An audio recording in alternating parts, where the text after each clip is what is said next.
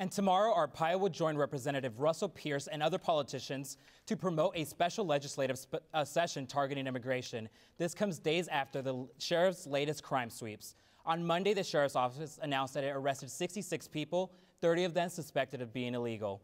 Cronkite News reporter Ruben Veloz joins us now to tell us why Sheriff Arpaio believes he isn't doing anything wrong. David, Arpaio says that he's only arresting people suspected of doing criminal activity. And while he says he's only enforcing state laws, other people believe that his efforts are racially motivated.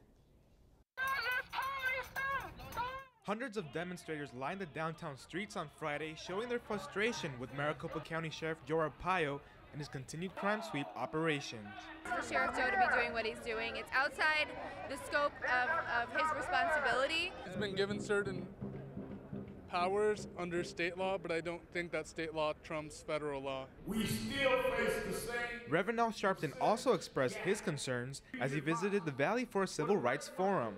I think the federal government ought to watch very carefully to see if he crosses the line and whether he respects the law. Even after the federal government told Sheriff Arpaio that he could no longer conduct his crime sweeps, he has still managed to find other ways to detain undocumented immigrants. We don't need the federal law. We have the state laws, we have the crime suppression. With protesters shouting in the background, Arpaio said he has the power to enforce criminal laws like the state's employer sanctions law to detain undocumented workers. We are enforcing the state laws, and if we come across any illegals, we will turn them over to ICE. But it's the traffic stops where Arpaio's opposers feel he's crossing the line.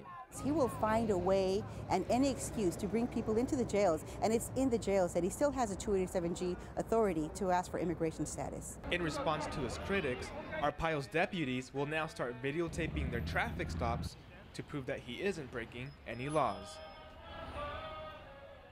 This was Arpaio's first crime sweep without the 287G agreement. As for Immigration Customs Enforcement, they released a statement to us today saying that they have no engagements with MCSO's operations outside their enforcement agency. Live in the CNS Bureau, Ruben Veloz, Cronkite News.